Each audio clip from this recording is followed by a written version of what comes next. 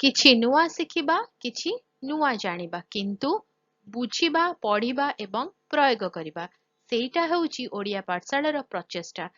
आपण मानंकु समस्तंकु स्वागत ओडिया पाठशाला को चलंतु।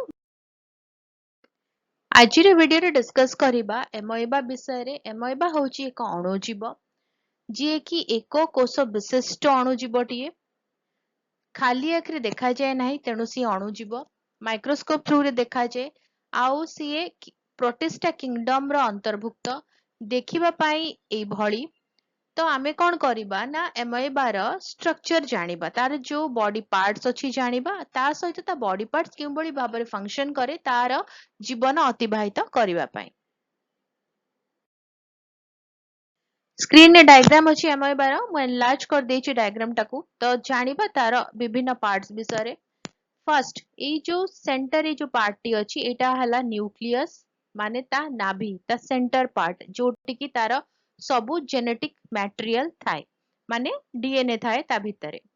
ता सहित ए जो बाह्य आवरणटी अछि एटा होची सेल मेम्ब्रेन हैला, एटा होची सेल मेम्ब्रेन पूरा बाहर पार्ट टी। ता सहित ए बाहर पार्ट रे जोटा अछि हम जोटा सेल मेम्ब्रेन कहिले तार एटा जमती गोटे गोजिया बाहरीची एटा गोटे गोजियाटे बाहरीची।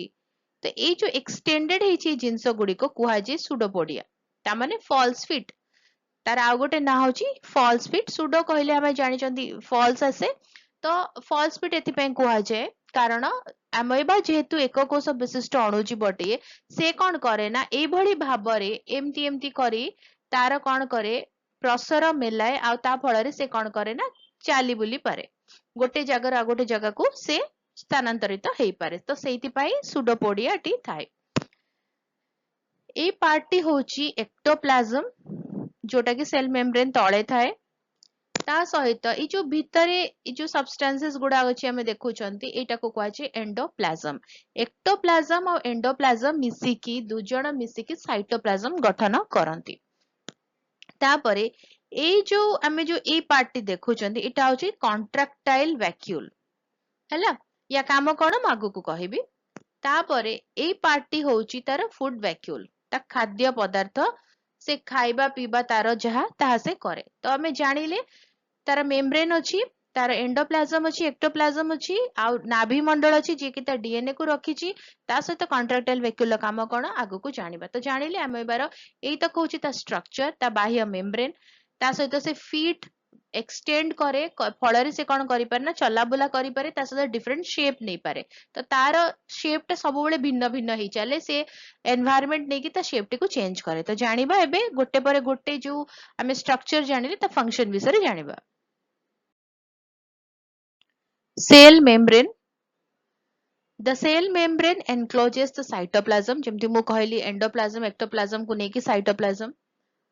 It is flexible and allows amoeba to change shape. Cell membrane जेहेतु flexible माने movable, से कठिन नुह कि गोटे जगार रही थिबो, से गोटे जेली लाइक सब्सटेंसेस सेति पई कोन हुए ना त शेप से चेंज करी पारे। ता सहित it is regulating the passage of substances in and out of the cell. तो सेल भीतर को सब्सटेंसेस एंट्री करिबा आउ बाहरी जिबा पई सेल मेम्ब्रेन हेल्प करे। आसिले साइटोप्लाज्म। साइटोप्लाज्म होची गोटे जेली लाइक सब्सटेंसेस थाए हैला। तो से साइटोप्लाज्म टी दुई भाग रे विभक्त, गोटे एक्टोप्लाज्म जोटा बाहरे थाए आउ एंडोप्लाज्म टा भितरे थाए आउ तार जो जेली गुडी को थाए तो से गुडी को मैक्सिमम एंडोप्लाज्म भितरे ही थाए। Nucleus. The nucleus controls cell activities and it is located at center। जो नाभि मंडल टी अछि ताहा कोन करे सेल रो जेते एक्टिविटी अछि ताकू कंट्रोल करे आउ से सेंटर रे लोकेट करिथाय, सेंटर रे रहिथाय। ता सहित जेनेटिक मटेरियल जेपरि भाबरे डीएनए से न्यूक्लियस भितरे ही रहिथाय। Contractile vacuole. कॉन्ट्रैक्टाइल वैक्यूल काम होला सेल भितरे माने एमोएबा भितरे जेति कि एक्सेस वाटर ही जिवो, धरो से नो नो बेसी पानी पी देला बा ता देह भितरे पानी पसी गला, एक्सेस वाटर को से बाहर कर दबो। बाहर करिया फଳରେ कौन हबो ना एमोएबा बॉडी भितरे जेति कि वाटर रे प्रेशर मेंटेन हे कि रहबा कथा सेति कि रहिबो। थर्ड आसला फूड वैक्यूल। फूड वैक्यूल सेते बेले ओपन हुए जेते बेले एमोएबा किछि खाद्य ग्रहण करे, ता डाइजेशन करिया पई न्यूट्रिएंट को स्टोर करिवा पई फूड वैक्यूल ऑटोमेटिकली ओपन हुए आउ तार जो फंक्शन टी अछि डाइजेशन करबा सेटा करे आ ता सहित न्यूट्रिएंट को से स्टोर करे। Pseudopodia.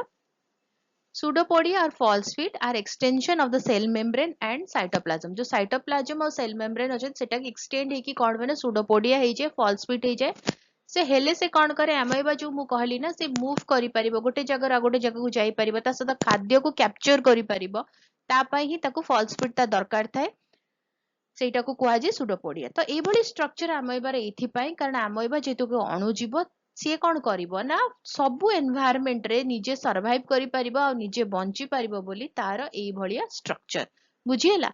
जदि किछि डाउट रहि गला को जगह बुझी हला नाही मते कमेंट रे जणेबो ताको क्लियर कर देबा। आ जदि भलो लागिला वीडियो टिके लाइक कर दियो, वीडियो को अन्य सहित शेयर करो। चैनल रे जो माने वीडियो देखुचंती ए पर्यंत सब्सक्राइब करि नांती चैनल को प्लीज सब्सक्राइब करी बेल आइकन को प्रेस करी ऑल नोटिफिकेशन को ऑन रखि थाओ। वीडियो अपलोड हेल नोटिफिकेशन पहुंच जिबा आमे मिसे पढ़ी परिबा जानि परिबा एवं बुझी परिबा। ताले देखा आगामी वीडियो रे भले रे रुह सुस्थ रे रुह मते अनुमति दियो। Bye bye.